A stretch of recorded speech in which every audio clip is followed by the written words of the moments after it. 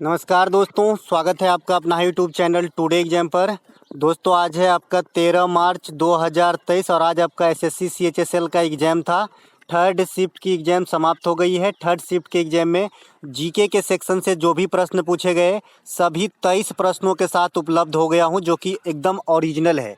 दोस्तों थोड़ा बहुत क्वेश्चन लेके तो मैं बहुत पहले आ सकता हूं, लेकिन पूरी क्वेश्चन जितना कोशिश होता है कि क्वेश्चन मिले उतना क्वेश्चन लेके आता हूं। साथ ही साथ आपके लिए इंपॉर्टेंट एक्स्ट्रा फैक्ट भी लेके आता हूं और आपको एग्जाम में यहां से क्वेश्चन देखने को मिली है। और ये वाले शिफ्ट में 8 से 10 क्वेश्चन मेरे बताए हुए क्वेश्चन है, जैसा कि आप खुद ही फिल करेंगे। एक प्रश्न पूछा गया था कि ढींग एक्सप्रेस किस खिलाड़ी का उपनाम है। देखिए, ढींग एक्सप्रेस हो, पायोली एक्सप्रेस हो, रावलपिंडी एक्सप्रेस हो, टर्मिनेटर हो या फिर हरियाणा हरिकेन हो, द चाइना वाल हो, सब बता रखे हैं। ठीक है, तो ढींग एक्सप्रेस आपको हिमा दास को कहा जाता है।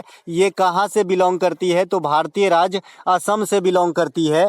इसके अलावा पायोली एक्सप्रेस जो है पीटी उषा को कहा जाता है, तो ये बात भी आपको ध्यान रखना है। पीटी उषा को जो है उड़न परी भी कहा जाता है, तो ये भी ध्यान रखेंगे। ठीक है, खेल जगत की उड़न परी से कहा जाता है। रावलपिंडी एक्सप्रेस शोएब अख्तर को कहा जाता है। टर्मिनेटर हरभजन सिंह को कहा जाता है। और टेस्ट क्रिकेट में प्रथम हैट्रिक लेने वाला भारत के तरफ से आपका हरभजन सिंह है। ये भी बात किसी कोने में रख लीजिएगा, पता नहीं किस एग्जाम में आपको जो है नंबर दिला दे। चाइना का दीवार राहुल द्रविड़ को कहा जाता है और राहुल द्रविड़ को भरोसेमंद भी कहा जाता है, तो दोनों बात ध्यान रखेंगे। इसके अलावा हरियाणा हरिकेन कपिल देव को कहा जाता है। निखत जरीन कहाँ से बिलोंग करती हैं, तो तेलंगाना से। ये भारतीय महिला पेशेवर बॉक्सर हैं और इन्होंने विश्व महिला जो बॉक्सिंग चैंपियनशिप 2022 में हुआ था, इसमें भारत के लिए गोल्ड लाई थी जीत के, तो इसके लिए ज़्यादा इंपॉर्टेंट है। इसके अलावा मीराबाई चानू जो है ये वेट लिफ्टर है मणिपुर की, ये टोक्यो ओलंपिक में रजत जीत पाई थी। तो इस प्रकार से सभी बातों को ध्यान रखते हुए आगे चलते हैं। अगला एक प्रश्न पूछा गया कि अंडर 90 वोमेन वर्ल्ड कप 2022 किस देश में हुआ था। मैंने कल ही चर्च किया था इस सभी खेलों पे, तो अंडर 90 जो है विजेता भी बताया था दोस्तों, कल नहीं परसों बताया था, है ना, कि विजेता जो है ये आपका भारत रहा है। और यूपी के कोई लड़की इतनी फेमस हो गई कि उन्हें जो है आईपीएल जो WPL चल रही है उसमें सिलेक्शन की बात हो रही थी। ठीक है, तो अंडर 90 वुमेन वर्ल्ड कप जो है ये आपका वेस्ट इंडीज में कराया गया था। विजेता बने थे आपका भारत प्रथम बार और इंग्लैंड रहा था उपविजेता। ठीक है, तो ये दोनों टॉप पे रहेंगे, विजेता और उपविजेता आने वाले शिफ्ट के लिए। यह भारत की प्रथम अंडर 90 वर्ल्ड कप का जो है विजयी है। ठीक है, महिला वाला, वैसे पुरुष वाला तो 5 बार विजय हो चुके हैं। ठीक है, ये महिला वाले की बात कर रहे हैं हम। पुरुष वाले तो 5 बार जो है अंडर 90 जीत ही चुके हैं। हम 2 बार मेन वाला वर्ल्ड कप जीत चुके हैं, 1 बार 2020 जीत चुके हैं। ठीक है, आईसीसी वुमेन वर्ल्ड कप जो 2023 में हो गया है, तो ये आपका साउथ अफ्रीका में हुआ है। आईसीसी वर्ल्ड कप मेंस वाला जो अभी होना है 50 ओवर वाला, तो ये इंडिया में होगा 23 में। विमेन वर्ल्ड कप 2024 का आयोजन कहाँ होगा, इस प्रकार के भी एक प्रश्न पूछे गए हैं। ये एक्स्ट्रा फैक्ट नहीं है, ये भी प्रश्न पूछा गया है कि महिला वर्ल्ड कप 2024 कहाँ पर होगा, तो ये आपका बांग्लादेश के अंदर होगा। फीफा विमेन वर्ल्ड कप 2023 में ही होना है, न्यूजीलैंड और ऑस्ट्रेलिया के बीच में होना है। फीफा तो फुटबॉल से आप जानते ही हैं।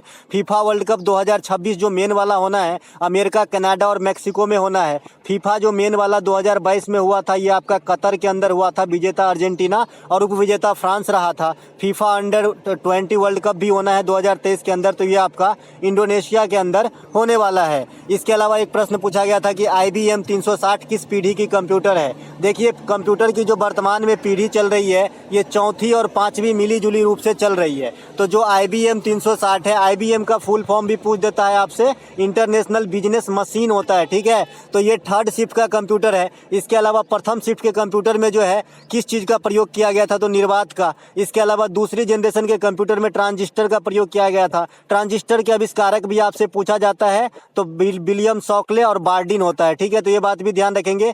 तीसरी जनरेशन की जो कंप्यूटर था उसमें आईसी चिप का जो है प्रयोग किया गया था। आईसी चिप का प्रयोग करता मतलब खोजकारक जो है जैक किल्बी है, तो ये बात भी ध्यान रखेंगे। और ये सिलिकॉन के बने होते हैं आईसी चिप, है ना, तो ये बात भी आपको ध्यान रखना है। और चौथे जनरेशन के जो कंप्यूटर हैं उसमें आपको माइक्रो प्रोसेसर का यूज हुआ है। और जो 5th जनरेशन के कंप्यूटर अभी चल रहे हैं उसमें आर्टिफिशियल इंटेलिजेंस के तौर पे काम कर रहा है। ठीक है, इसके अलावा कंप्यूटर का पिता ओवरऑल जो है चार्ल्स बेबेज को कहा जाता है और सुपर कंप्यूटर के पिता जो है सैमुअल क्रे को कहा जाता है। जाता है। भारत में सुपर कंप्यूटर की देखरेख जो है सीडेक नामक संस्था करती है, जो आपका पुणे के अंदर इसका जो है हेडक्वार्टर है। इसके अलावा एक प्रश्न पूछा गया था, अंतर्राष्ट्रीय सौर गठबंधन 2022 की अध्यक्षता किसे सौंपी गई है? तो ये आपका भारत को सौंपी गई है। अंतर्राष्ट्रीय सौर एलायंस का मुख्यालय जो है ये आपका भारत के ही है, गुड़गांव में। ठीक है, तो ये बात भी आपको ध्यान रखना है। इसके अलावा एक प्रश्न पूछा गया, जतीन गोस्वामी का संबंध किस नृत्य से है? देखिए दोस्तों, जो क्वेश्चन मेरे द्वारा बताया गया है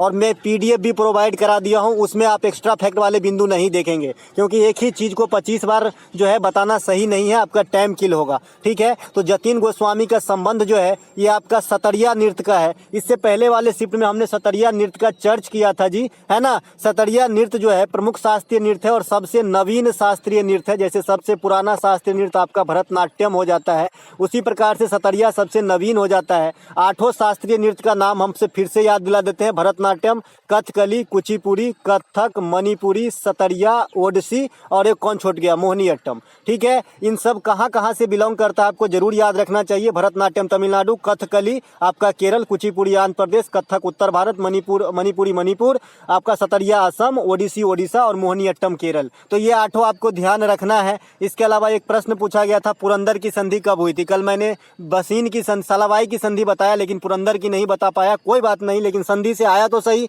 तो पुरंदर की संधि जो है ये आपका 1665 ईस्वी में शिवाजी के साथ हुआ था, तो ये बात भी आपको ध्यान रखना है। इसके अलावा दूध का पीएच मान कितना होता है? देखिए, केमिस्ट्री और फिजिक्स से आज काफी क्वेश्चन पूछे गए, करंट से 6 क्वेश्चन पूछे गए। दूध का पीएच मान जो होता है ये आपका 6.4 होता है। दूध हल्का अम्लीय द्रव है। किस प्रकार का द्रव है भाई? अम्लीय द्रव है। कैसे आपको पता है कि भाई अम्लीय है ना? तो हमने पीएच का मान से 7 के तुलना में तुलना करना है। 7 से अगर कम है तो एसिडिक है और 7 से अगर अधिक है तो अल्कलाइन है, क्षारीय है। ठीक है, तो ये बात ध्यान रखना भाई, जिसका 7 हो तो न्यूट्रल है, उदासीन है। ठीक है, जैसे शुद्ध जल आपका न्यूट्रल होता है, लेकिन शुद्ध जल पाना जो है सिर्फ वर्षा का जल ही शुद्ध जल हो सकता है, वो भी जमीन पे टपकने से पहले। ठीक है, इसके अलावा छऊ कहाँ का लोक नृत्य है? इससे पहले वाले शिफ्ट में जब उड़ीसा का विश्लेषण कर रहे थे हम, जहाँ पूछा गया था कि किस भारतीय राज्य को पहले कलिंग कहा जाता था, अगर आपको याद हो तो मैंने छऊ का विश्लेषण कर दिया था। देखिए, छऊ में आपको किसी स्टेट का नाम नहीं दिया गया था, आपको उत्तरी Bharat, north India, south India, पूर्वी इंडिया, ईस्टर्न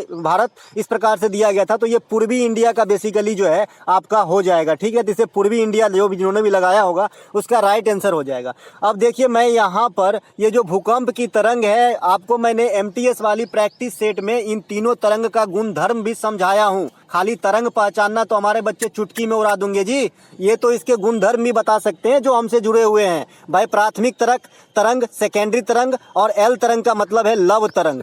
लव एक वैज्ञानिक का नाम था, इनके नाम पे पड़ा है। मैंने इन सब का गुणधर्म बताया हूँ। प्राथमिक तरंग की जो चाल होती है सबसे अधिक होती है, इसके बाद जैसे चाल सबसे अधिक प्राथमिक का, फिर सेकेंडरी का और सबसे कम एल का होता है। चाल की बात करेंगे, लेकिन खतरनाक में सबसे अधिक एल होता है, फिर सेकेंडरी होता है और सबसे कम खतरनाक प्राथमिक होता है। खतरनाक में सीधे उल्टा है। इसके अलावा मैंने एल तरंग के बारे में बताया था कि ये सिर्फ जमीन के नीचे की तरफ ही धक्का देती है भूकंप में। ठीक है, ये ऊपर की तरफ नहीं आता है, बाद बाकी ये दोनों तरफ ऊपर और नीचे दोनों जोर लगाते हैं। इसके अलावा भूकंप की जहां से उत्पत्ति होती है उसे अधिकेंद्र कहा जाता है। ठीक है, तो ये बात भी ध्यान आपको रखना है। भूकंप को हम रिक्टर पैमाने पे मापते हैं, रिक्टर स्केल पे। ठीक है, और सिस्मोग्राफ नामक यंत्र से भूकंप को मापा जाता है। इसके अलावा राष्ट्रपति पर महाभियोग किस अनुच्छेद के तहत लगाया जाता है? इससे पहले वाले शिफ्ट में भी बताए हैं। 61 पे, 72 से क्षमादान है, 123 से अध्यादेश है, 52 से राष्ट्रपति का पोस्ट है, 76 से महान्यवादी की नियुक्ति है, 85 से लोकसभा को राष्ट्रपति के द्वारा भंग करना है, 108 से जो है ज्वाइंट सीटिंग को बुलाना है, लोकसभा और राज्यसभा के ज्वाइंट सीटिंग, लेकिन अध्यक्षता स्पीकर करेगा, 143 से सर्वोच्च न्यायालय का परामर्श प्राप्त है। तो ये सभी बात, 75 से एक प्रधानमंत्री की नियुक्ति है। ये सभी बात को आपको जो है राष्ट्रपति से संबंधित आर्टिकल मेरे भाई पढ़ लो, ध्यान रखो सब कुछ। ठीक है, इसके अलावा एक प्रश्न पूछा गया था, पायलट प्रोजेक्ट योजना की शुरुआत किस केंद्रीय मंत्री के द्वारा किया गया है? तो नितिन गडकरी के द्वारा जो है पायलट प्रोजेक्ट योजना की शुरुआत की गई है। नितिन गडकरी जो है केंद्रीय मंत्री है, महाराष्ट्र के नागपुर स्टेट से बिलोंग करते हैं, काफी अच्छे कैरेक्टर हैं बीजेपी के अंदर, है ना। इसके अलावा एक प्रश्न यहाँ पे पूछा गया था कि नीति आयोग का प्रमुख कार्य क्या होता है? देखिए, नीति आयोग की सबसे बात तो पहले बता दें कि नीति आयोग योजना आयोग का जो मेन काम था ये तो था खाली योजना बनाना, ठीक है, लेकिन नीति आयोग का जो मेन काम है इसे ही तो ट्रांसफॉर्मेशन किया गया है भाई। आपको नीति में एक शब्द आता है ना भाई, है ना, तो ये जो है ये क्यों है, क्यों बदलाव हुआ है, तो ये राज्यों को कायाकल्प करने के लिए इसकी स्थापना 1 जनवरी 2015 को किया गया था, हालांकि असफल रहा है ना। तो ये आपका आंसर हो जाएगा कि राज्यों के समस्याओं को निपटान करने के लिए सुझाव, सलाह या व्यवस्था करना, इस प्रकार के कोई ना कोई ऑप्शन जरूर होगा जो मैंने अभी लफ्ज कहा इनसे मिलता जुलता, ठीक है। इसके अलावा इसकी स्थापना 2015 में 1 जनवरी को होता है। योजना आयोग को इन्होंने रिप्लेस किया है। योजना आयोग टोटल 12 योजना बनाए। योजना आयोग की स्थापना 1950 में हुआ था। योजना आयोग और नीति आयोग दोनों की जो अध्यक्ष होते हैं पीएम होते हैं। वर्तमान में जो नीति आयोग के अध्यक्ष हैं वो तो नरेंद्र मोदी है, उपाध्यक्ष सुमन बेरी है, ठीक है। ये सभी बातों को ध्यान रखना है। प्रथम सीईओ पूछा जाता है नीति आयोग का, तो सिंधु श्री खुल्लर जो है प्रथम सीईओ है नीति आयोग का। इसके अलावा अगला प्रश्न हमारा 2022 के भौतिक के क्षेत्र में नोबेल पुरस्कार किसे दिया गया, तो क्लोजर को मिला था और एलन अस्पेक्ट को मिला था। आपको जो है साहित्य और चिकित्सा में जरूर याद रखना है, कम से कम चिकित्सा का जरूर याद रखना है। जिनका एग्जाम है चिकित्सा को जरूर याद रखना है। स्वांतो पावो को मिला है। किसे मिला है? स्वांतो पावो को। बाद बाकी आपने नोबेल पुरस्कार के बारे में थोड़ा सा समझना है। 1901 में इसकी शुरुआत होती है। ये डायनामाइट के आविष्कारक अल्फ्रेड नोबेल के नाम पे दिया जाता है, ठीक है। 10 दिसंबर को जो आपका अल्फ्रेड नोबेल साहब का पुण्यतिथि है उसी दिन जो है आपको इसकी घोषणा की जाती है। और 10 दिसंबर को इंटरनेशनल मानवाधिकार दिवस भी मनाया जाता है, ये बात भी ध्यान रखिएगा। इसके अलावा नोबेल पुरस्कार की जब 1901 में शुरुआत हुआ तो 5 क्षेत्र में, फिर 1968 में इकोनॉमिक्स को ऐड कर दिया गया और वर्तमान समय में ये 6 क्षेत्र में दिया जाता है। भारत के लिए सबसे पहले नोबेल पुरस्कार 1913 में रविन्द्रनाथ टैगोर जी गीतांजलि राइट के लिए जीते थे। अगर भारत के लिए पूछ दे कि विज्ञान के क्षेत्र में सबसे पहले कौन जीते, तो 1930 में सीवी रमन साहब रमन प्रभाव के लिए जीते थे। इसके अलावा एक प्रश्न यहाँ पे कि 9वीं आयुर्वेदिक कांग्रेस की बैठक कहाँ पे हुई है, तो ये गोवा के अंदर हुआ है। गोवा के अंदर 2023 में क्या क्या होने वाला है, तो 37वें राष्ट्रीय खेल होने वाला है, तो ये बात भी आपको ध्यान रखना है। इसके अलावा तांबा और जस्ता से बनने वाली मिश्र धातु को क्या कहते हैं, काफी क्वेश्चन आराम वाला है। तो ये आपका पीतल होता है जी, पीले कलर का। तांबा और जस्ता के मिश्रण से बनाई जाती है पीतल। पीतल एक मिश्र धातु है। अगला प्रश्न पूछा गया था कावेरी नदी की सहायक नदी कौन सी है। देखिए इसमें ऑप्शन मुझे प्राप्त नहीं हो पाए थे, ऑप्शन नहीं मिले हैं। और ये सभी क्वेश्चन टेलीग्राम पे, मैं उसका नाम अभी भूल रहा हूँ भाई साहब का, लास्ट में सरनेम शायद सुबा लगाया है, SUBA। तो इन्होंने सारा क्वेश्चन लगभग दिए हैं, तो इनको बहुत बहुत धन्यवाद, है ना। तो कावेरी नदी की सहायक नदी अमरावती, हेमावती, भवानी, ये सब जो है कावेरी नदी की प्रमुख सहायक नदियों में से है। इसके अलावा एक किताब से संबंधित प्रश्न आया था, कुछ बेंचमार्क करके बोल रहे थे। बेंचमार्क इस प्रकार का किताब मैंने थोड़ा सर्च भी किया था इस पे, बेंचमार्क टाइप से किताब पे, लेकिन मुझे कुछ किताब मिला नहीं। हाँ, एक बेंच करके किताब जरूर है, लेकिन ये क्वेश्चन कंफर्म नहीं है, तो मैं बता नहीं पाऊंगा कि क्या था। आप लोग मुझे बताइएगा कि क्वेश्चन क्या थे। मिलेंगे दोस्तों एक नए वीडियो में, तब तक के लिए जय हिंद।